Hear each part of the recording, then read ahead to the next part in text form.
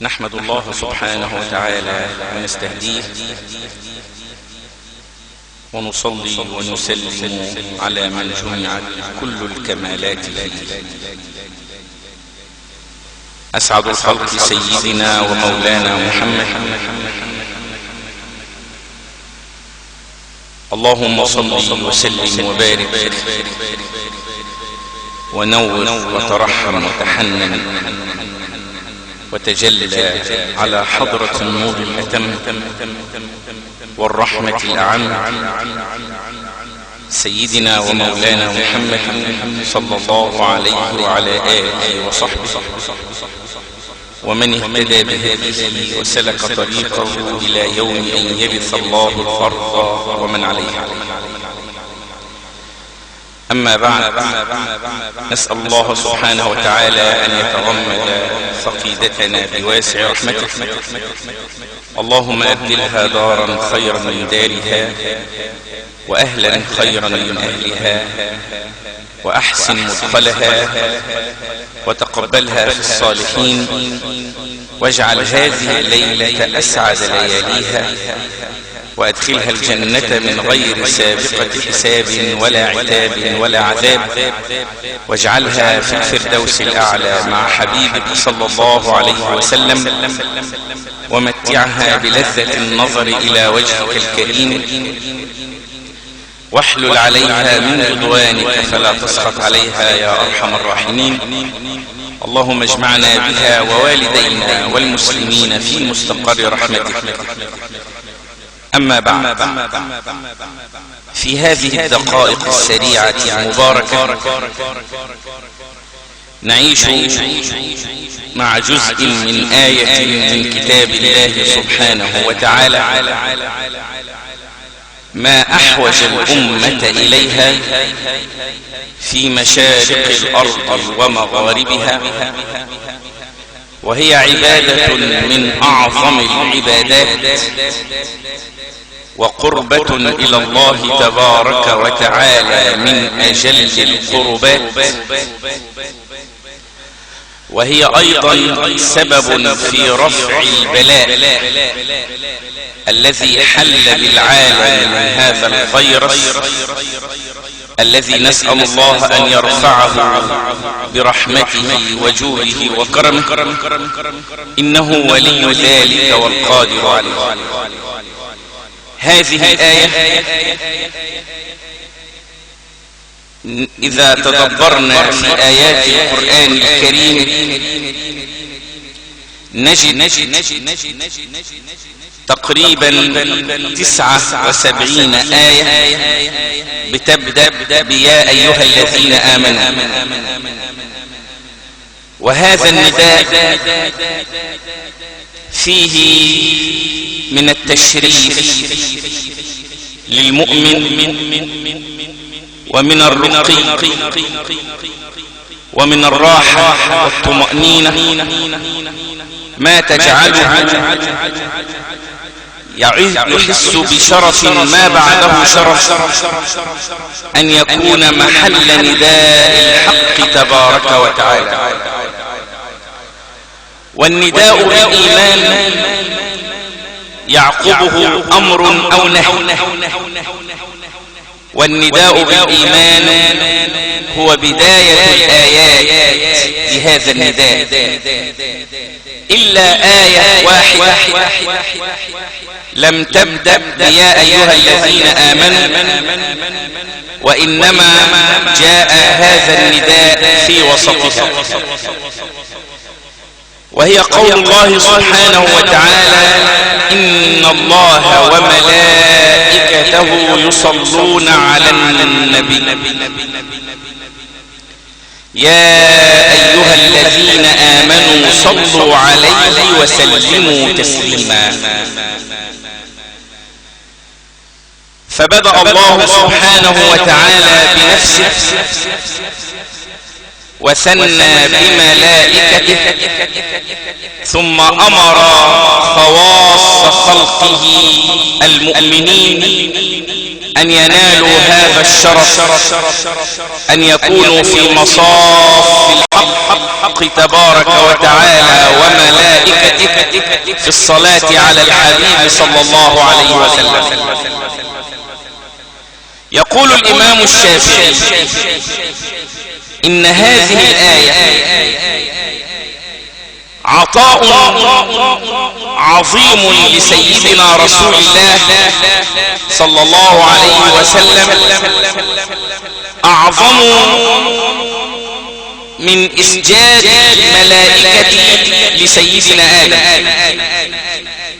يقول الإمام الشافعي لأن إسجاد الله تبارك وتعالى الملائكة لسيدنا آدم كان من باب الاختبار والامتحان، أما الصلاة من الله ومن الملائكة من باب التشريف والتكريم والرفعة والرقي. وأيضا الذي قام بالسجود هم الملائكة، أما الذي قام بالصلاة على الحبيب صلى الله عليه وسلم هو الحق جل جلاله ثم الملائكة. ثم يقول الإمام الشافعي في هذه المقارنة في التفضيل في هذا العطاء الإلهي المحمدي أن إسجاد الملائكة أمر مضى وانتهى، أما الصلاة على سيدنا ومولانا رسول الله صلى الله عليه وسلم أمر دائم مستمر، يصلون. والعلماء لهم في تفسير الصلاة أقوال عظيمة ونورانية. فالصلاة من الله رحمة، ومن الملائكة استغفار، ومن المؤمنين دعاء. وحينما نفسر على هذا الرأي الصلاة من الله والرحمة فننظر إلى ترتيب الآيات من الناحية اللغوية لنرى فيها من الأسرار والأنوار. تبدأ الآية إن الله وملائكته، وهي جملة اسمية، والجملة الاسمية تفيد الاستمرار والدوام والثبات. يصلون على النبي جملة فعلية، والجملة الفعلية تفيد التجدد والحدوث. إذن هناك صلاة دائمة مستمرة. إذا فسرت الرحمة فهناك سحائب الرحمات تتوالى تترى على قلب سيدنا رسول الله صلى الله عليه وسلم، وتعجز العقول عن أن تدرك حقيقة هذه الرحمة. ثم يصلون بالفعل المضارع الذي يفيد التجدد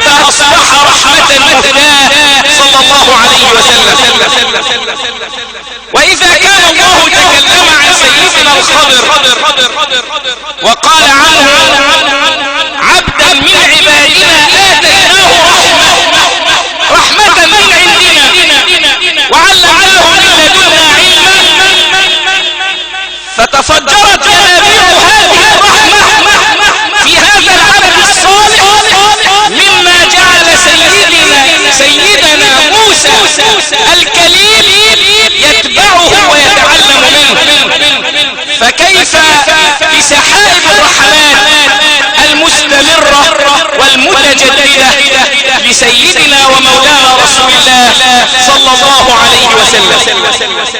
وبعض العلماء يقول لا، الصلاة من الله ليس معناها الرحمة، وإنما الصلاة من الله نسب الفعل إلى الله، إن الله وملائكته يصلون، فنسبت الصلاة إلى الله، والصلاة فعل في هذه الآية من أفعال الله، وعقولنا تعجز عن أن تدرك حقيقة فعل الله تبارك وتعالى، بدليل أن الصلاة غير الرحمة في قوله تبارك وتعالى أولئك عليهم صلوات من ربهم ورحمة، والواو حرف عطف، والعطف مفيد المغايرة، أي أن الصلاة غير الرحمة، المعطوف غير المعطوف عليه، ولذلك تفسر الصلاة من الله أنها فعل من أفعال الله، وعقولنا تعجز عن أن تدرك حقيقة هذا الفعل الذي يليق بحبيبه صلى الله عليه وسلم. طيب الصلاة من الملائكة استغفار، والسين والتاء حينما تأتي في أول أي كلمة في اللغة العربية يكون معناها الطلب، استفهم أطلب الفهم، استغفر أطلب المغفرة. فحينما تستغفر الملائكة أي تطلب الملائكة المغفرة من الله لسيدنا ومولانا رسول الله صلى الله عليه وسلم. طيب المغفرة بالنسبة لنا يا سادة قد تكون عن تفريط في طاعة أو عن ارتكاب لمعصية، فهل استغفار الملائكة لسيدنا رسول الله بهذا المعنى؟ حاشا لسيدنا رسول الله أن يفرط في طاعة، فهو الذي تنام عينه ولا ينام قلبه صلى الله عليه وسلم، وحاشا لسيدنا رسول الله أن يرتكب ما نهى الله عنه، لأن الملائكة معصومون من الصغائر والكبائر، وإمام الأنبياء هو سيدنا رسول الله صلى الله عليه وسلم. أمال الملائكة حينما تستغفر يبقى معناها إيه؟ قال لك الاستغفار هنا ليس استغفار عن تفريط في طاعة أو عن ارتكاب معصية، هذا بالنسبة لنا نحن. أمال بالنسبة لحضرة النبي استغفار رقي وترقي، أي أن الملائكة تطلب من الله عز وجل مغفرة لسيدنا رسول الله تؤهله نورانيا أن يترقى من درجة إلى درجة، من درجة عليا إلى درجة أعلى، فهو في معارج الرقي صلى الله عليه وسلم. فاستغفار الملائكة بهذا المعنى استغفار رقي وترقي. ولذلك في عصرنا الحاضر بعض الملحدين وبعض المذاهب التي تواردت على واقعنا المعاصر فضللت مفاهيم الناس وشوهت الرموز والأنبياء والمرسلين وسيد الوجود صلى الله عليه وسلم، فينظرون إليه أنه بشر عادي، بدليل أن الله قال ليغفر لك الله ما تقدم من ذنبك. إذن الرسول يذنب؟ لا يا سادة، الرسول لم يذنب، هو الكمال المطلق، هو الجمال المحقق صلى الله عليه وسلم. وانسب إلى ذاته ما شئت من شرف، وانسب إلى قدره ما شئت من عظم، فإن فضل رسول الله صلى الله عليه وسلم ليس له حد فيعرض عنه ناطق بفمه، فمبلغ العلم فيه أنه بشر وأنه خير خلق الله كلهم صلى الله عليه وسلم. فعندنا لابد أن نعود إلى قواميس اللغة العربية. المغفرة لها معاني، من معانيها الستر يغسل والتغطية. هذا بالنسبة لنا حينما نسلم نطلب من الله أن يستر ذنوبنا وعيوبنا ويغطيها لنا. ولها معنى آخر خاص بسيدنا رسول الله. المغفرة معناها الحجب والمنع، أي أن الله يغفر لرسوله أن يحجبه ويمنعه من أن يقع في المعصية أولا صلى الله عليه وسلم. فاستغفار الملائكة ليس عن تفريط أو عن ارتكاب ما نهى الله عنه، حاشا لسيد الوجود أن يفعل ذلك، فهو الكمال والجمال صلى الله عليه وسلم، وهو أعظم خلق الله وأخشع خلق الله وأتقى خلق الله صلى الله عليه وسلم.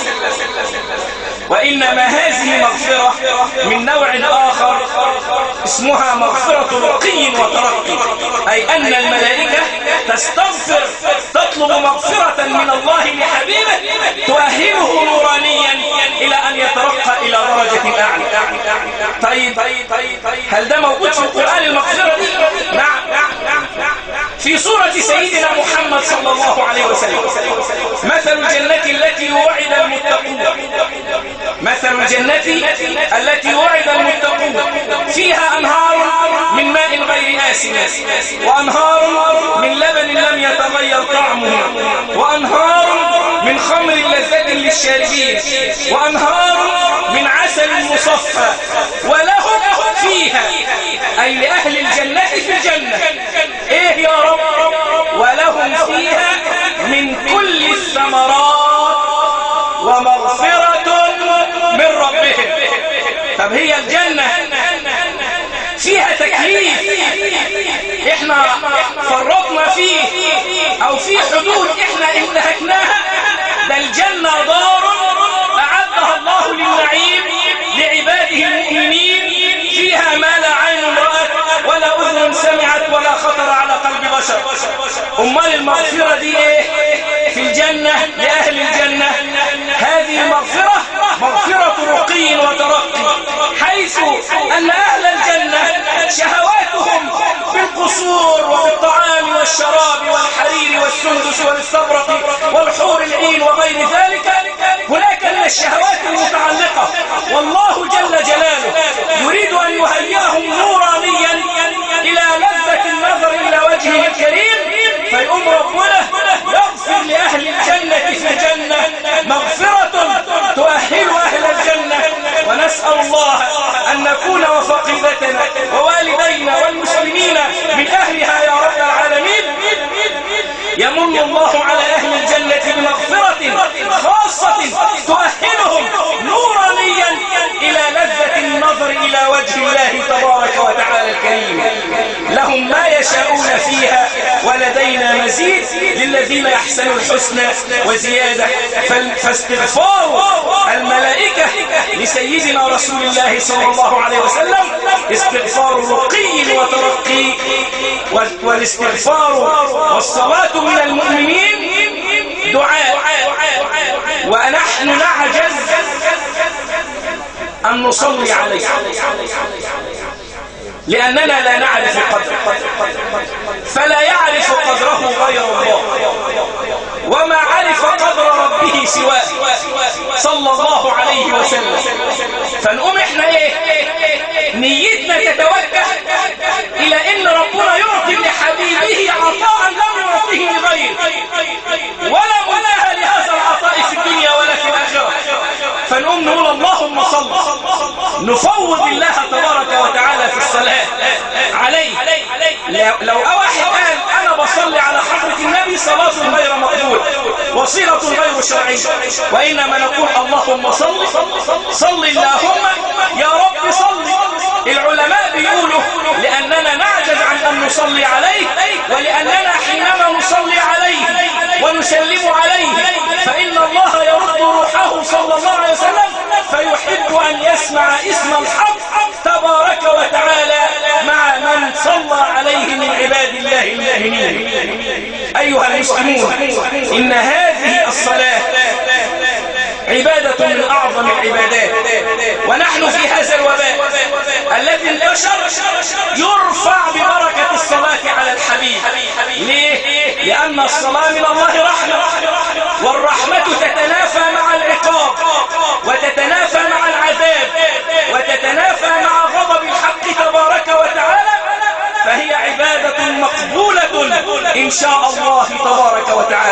إن شاء الله تبارك وتعالى. هذه العبادة لها من الأجر والثواب ما لها. الإمام النووي يقول: مر رجل على الإمام النووي وهو يطوف بالكعبة، فوجد رجلا ترك كل ألوان الذكر إلا الصلاة على الحبيب صلى الله عليه وسلم، فقال: يا أخي نوع صلاتك، سبح واستغفر وصلي على رسول الله وهكذا. قال: تخلى عني، هذا سر بيني وبين ربي. قال: أنا الإمام النووي، علمني حتى أعلم الناس. قال: كنت أنا وأبي في رحلة وفي الطريق مات أبي، وبينما نحن في السفر مات أبي واسود وجهه فغطيته، ثم رأيت رجلا ما رأيت أجمل منه قط، كشف عن وجهه فمسح على وجهه فابيض ثم انصرف. قلت: من أنت؟ قال: أو ما تعرفني؟ أنا رسول الله، وإن أباك كان يكثر من الصلاة والسلام عليه. فالصلاة على سيدنا رسول الله تبيض الوجوه مسودة، والصلاة على سيدنا رسول الله ترفع عن المعذبين في القبر عذاب القبر. جاءت امرأة إلى الإمام الحسن البصري وقالت له: يا إمام، ابنتي ماتت، علمني دعاء حتى أعرف حالها في القبر. فعلمها، فرأتها في صورة سيئة تعذب، فقالت له: لقد رأيتها كذا وكذا. قال: تضرعي إلى الله لعل الله أن يرفع عنك. وبعد فترة رأى الإمام الحسن البصري امرأة جميلة في منامه، فقال: من أنت؟ قالت: أنا ابن المرأة التي جاءتك لتعلمها دعاء لتعرف حال ابنتها. قال: ولكنها أخبرتني أنها تعذب، أنك تعذبين. قالت: نعم، كنت أعذب، ولكن مر على المقابر رجل صلى على النبي صلى الله عليه وسلم فرفع الله عنا عذاب القبر وكنا 500 نفس معذبة. الصلاة على سيدنا رسول الله يا سادة تجعلك تجتاز الصراط. يقول سيدنا رسول الله صلى الله عليه وسلم: رأيت عجبا ليلة البارحة، أي في المنام، رأيت رجلا من أمتي يمر على الصراط زحفا تارة وحبوا تارة أخرى، فجاءته صلاته عليه فأوقفته ومرت به من على الصراط. ليس هذا فقط، بل المكثر من الصلاة على سيدنا رسول الله يكون في الجنة. ليس في الجنة فقط، بل في أعلى الفراديس فيها. ليس في أعلى فراديس الجنة فقط، بل أقرب المقربين إلى سيد الوجود صلى الله عليه وسلم. يقول عليه الصلاة والسلام: أقربكم مني مجلسا يوم القيامة أكثركم علي صلاة، وفي رواية أحاسنكم أخلاقا. أكثركم علي صلاة، أقرب الناس منزلة من سيدنا رسول الله صلى الله عليه وسلم. الناس متفاوتون في الصلاة على النبي، فصلاتنا على النبي ليس كصلاة سيدنا أبي بكر الصديق وهكذا، لكن كل على قدر عطاء الله وعلى قدر إقباله على الله في تفويض الحق تبارك وتعالى، وفي النية الصادقة في العطاء اللانهائي لسيد الوجود صلى الله عليه وسلم من الله تبارك وتعالى. عودوا إلى هذه العبادة، فما أحوجنا إليها وما أسهلها وما أيسرها، لا تحتاج إلى عناء ولا إلى مشقة. جاء صحابي إلى النبي صلى الله عليه وسلم وقال له: كم أجعل من وقتي في الصلاة عليه؟ قال: ما شئت. قال: الربع. قال: ما شئت وإن زدت فهو خير لك. الثلث. قال: ما شئت وإن زدت فهو خير لك. النصف. الثلثان. ورسول الله صلى الله عليه وسلم يقول: ما شئت وإن زدت فهو خير لك. ففهم الصحابي قدر هذه العبادة فقال: والذي بعثك بالحق سوف أجعل وقتي كله في الصلاة عليه.